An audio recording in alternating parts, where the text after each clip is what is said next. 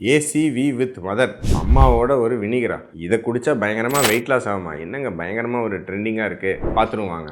Apple ஜூஸில் நல்ல பாக்டீரியாவை போட்டு அதை ஃபெர்மெண்டேஷன் பண்ணால் அதுதான் ஆப்பிள் சிடர் வினிகர். அதில் அந்த ஆல்கஹால் அதெல்லாம் எடுத்துட்டு அதில் வினிகர் ஒரு குறிப்பிட்ட அளவு இருக்கும். வினிகர்னா என்னங்க, அசிட்டிக் ஆசிட், அது ஒரு 5% இருக்கும். மற்ற சில ஆசிட்ஸ்கள் நேச்சுரலாக வந்து ஆன்டி ஆக்சிடென்ட் இதெல்லாம் கலந்த ஒரு கலவை தாங்க இந்த ஆப்பிள் சிடர் வினிகர். வித் மதர்னா என்னங்க, அதில் இருக்கக்கூடிய நல்ல பாக்டீரியாக்கள் அதோட சேர்ந்து அந்த ஆப்பிள் சிடர் அந்த பாட்டிலில் வந்தால் அது ஏசிவி வித் மதர் அப்படின்னு சொல்லுவாங்க. உண்மையாக இது வெயிட் லாஸ்க்கு ஹெல்ப் பண்ணுமா? நிறைய வந்து இதை பற்றி கிளைம் பண்ணுறாங்களே, என்னன்னு பார்த்துருவோம். இந்த ஆப்பிள் சிடர் வினிகரில் இதில் இருக்கக்கூடிய அசிட்டிக் ஆசிட் வந்து 2 முக்கியமான எஃபெக்ட் கொடுக்குதுங்க. ஒன்று டிலேஸ் கேஸ்ட்ரிக் எம்டிங். அப்படின்னா என்னதுங்க, நம்ம சாப்பிட்ட பிறகு நம்ம ஜீரணமாகக்கூடிய வேகத்தை கொஞ்சம் குறைக்குது. வயிறு வந்து கொஞ்சம் சாப்பிட்ட பிறகு உடனடியாக அடுத்த வேளை பசிக்காம கொஞ்சம் வயிறு ஃபுல்லாக இருக்கிற மாதிரி ஒரு உணர்வை ஏற்படுத்துது. இது வந்து இந்த அமிலங்களுக்கு பொதுவாகவே உண்டு. 2வது இன்ஹிபிஷன் ஆஃப் டைசாக்கரைடேஸ் ஆக்டிவிட்டி. அப்படின்னா என்னதுங்க, தெரியாது.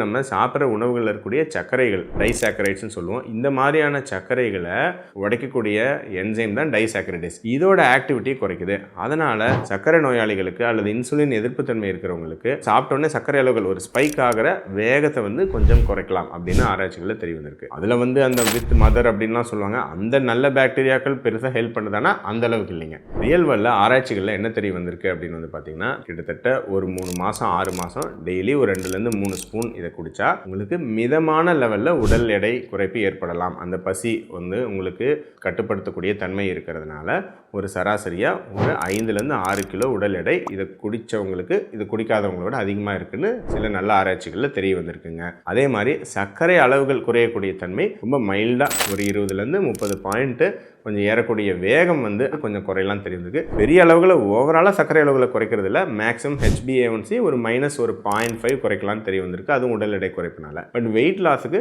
கொஞ்சம் ஹெல்ப் பண்ணலாம் தெரிய வந்திருக்கு. பொதுவாகவே எல்லா விதமான அமிலங்களுக்கும் இந்த பெனிஃபிட் இருக்குங்க. இது ஆப்பிள் சிடர் வினிகர்னு கிடையாது. நம்ம சாதாரண லெமன் ஜூஸு, புளி ரசம் எல்லாமே ஒரே விதமான உங்களுக்கு அமிலத்தன்மை கொண்டவை தான். ஸோ எப்போ பசிக்கும் போது காஃபி டீன்னு சக்கரை போட்டு எதாவது குடிக்கிறதுக்கு பதிலாக ஒரு லெமன் ஜூஸ் உப்பு போட்டு குடிக்கிறனாலையோ, ஒரு ரசம் குடிக்கிறனாலையோ, இந்த மாதிரி இந்த ஆப்பிள் சிடர் வினிகர் ஒரு கிளாஸ் தண்ணியில் போட்டு குடிக்கிறனாலையோ பொதுவாகவே இந்த அமிலங்கள் பசியை கட்டுப்படுத்தக்கூடிய தன்மை கொண்டவை. அதனால தான் இந்த பெனிஃபிட். ஸோ நீங்கள் வெயிட் லாஸ் பண்ண ட்ரை பண்ணுறவங்க இது ட்ரை பண்ணி பார்க்கலாம். ஆனால் இது மிகப்பெரிய எஃபெக்ட்னு நினச்சிக்க வேணாம்.